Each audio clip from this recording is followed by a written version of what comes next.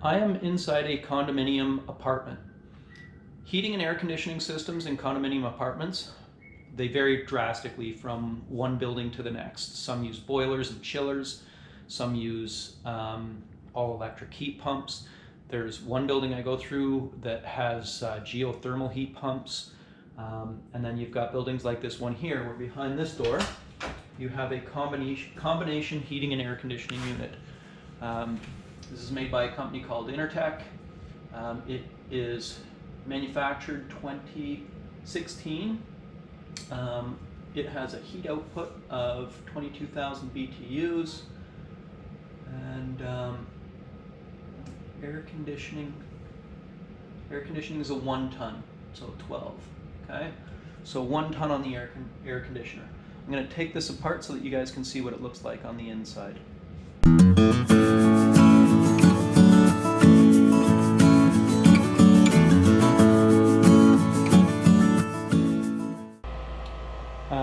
This here is a Magic Pack. It's made by Intertech.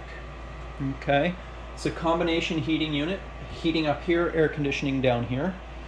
I'm just running it through a test cycle, so you can hear the igniter. If you actually look right here, you can see the burners. Can you see the burner right in there? Now the igniter's still on. You'll hear it turn off. It just turned off. Okay, so over in here is the heat exchanger. There is a tube, the primary heat exchanger, coming through here, back over to here. And then down in the bottom, there's a secondary heat exchanger. If I had this cover off right now, it would get really hot, and you wouldn't. It's just not safe to do it with the cover off. So I've put the cover back on. But you should see in the other part of this video where I take this cover off, and you'll see the primary and secondary heat exchanger. Right now in the back in there, you can actually hear the blower going. So it's taking the carbon monoxide and the exhaust from the heat exchanger, from these burners, and it's sending it outside. If you want to see what the outside looks like.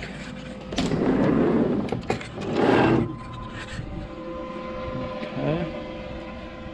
So this is the outside of the unit here. Down on the bottom is the compressor coil where you're compressing the refrigerant, putting it through the line, drawing air over it, and cooling the refrigerant down. The top part up here is the back of the heat exchanger. It is closed off. You actually don't see the back of the heat exchanger. It is inside the cabinet. But that black pipe up there, that is the exhaust coming off from the furnace. So the blower I was just talking about and the burners I was talking about, that's the exhaust pipe for it right there. What I'm looking at right now is a combination unit that does both heating and air conditioning.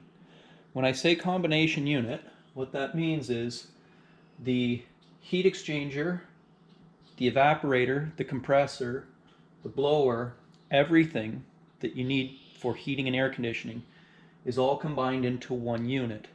So the way this works, if you look up here, for the heating side of things, you have your burners up here, your gas, your controller, and down on the bottom you have your venter motor. So the blower, or the burners, sorry, are firing the gas into the heat exchanger. The venter motor is controlling the flow of the heat and the carbon monoxide through that. It's coming over to the venter motor or the blower motor in the back over here, and then that goes straight outside. This is an exterior wall in behind me here. So when you look at this, right on the back side of this unit is outside. That's an outside wall. This right here is going to be the evaporator. So this is the part of the air conditioner that cools down. It is going to, goes through a venturi, lets off the pressure, evaporates the refrigerant, which makes this cold. From there, it's going to loop right through and go to the compressor, which is on the other side of this over here.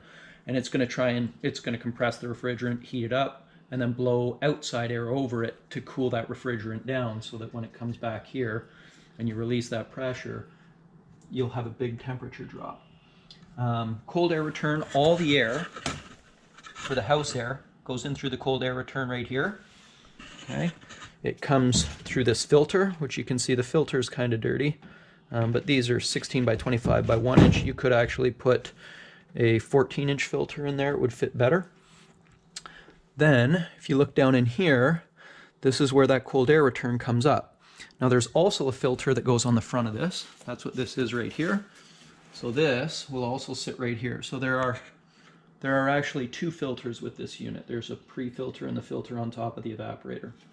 Okay, so now let's say we're not running the air conditioner. This will stay cool, so it won't run this. The thermostat will say we're running heat, so the controller won't run the air conditioner, so this will just stay at room temperature. The air from there goes through the opening in the back, and then that goes over the heat exchanger. So you have the heat exchanger here, that comes down into here. You have your secondary heat exchanger. This is what makes these really efficient. This puts off a lot of heat. This gets really hot. If you actually look at the pipe, you can see it's discolored a little bit, and that's purely because of the heat. Once that comes into here, you have these very small tubes, and this is what really makes these efficient, is the secondary heat exchanger. So from there, that goes into your blower, and the blower sends the carbon monoxide outside.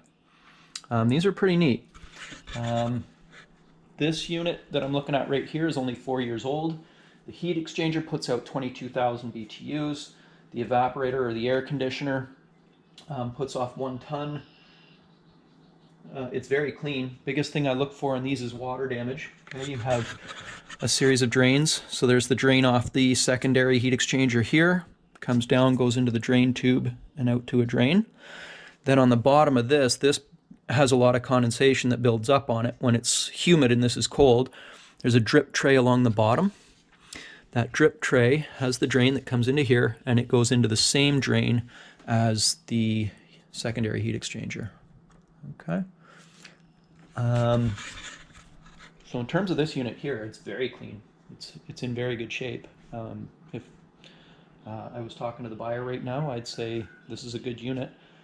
Typical lifespan on these, usually probably 20 years on this guy, 20 years on this guy. So at 4 years old, there's still quite a bit of time to go in this, and it's in very good condition.